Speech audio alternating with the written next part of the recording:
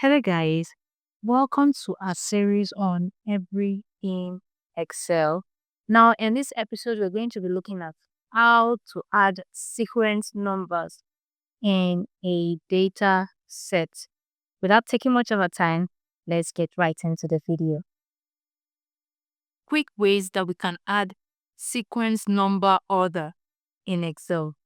Now, for the purpose of this video, I'm going to be showing us two ways. First method is your equals to sequence, open brackets, the number of columns you want to create, close brackets, enter. Voila. Now, for the second method, instead of going through this route of saying number one, number two,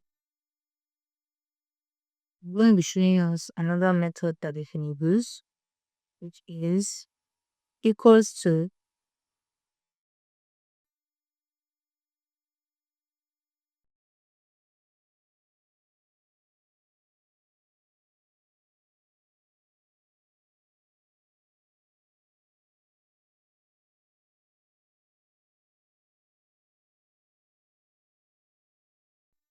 and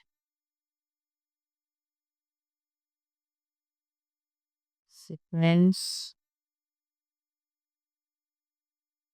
open brackets, numbers, years of those most days.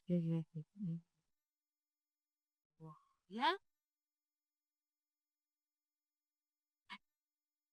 Now we've come to the end of this video. I hope it was insightful. For more tips like this, catch us in our next episode next time. Bye.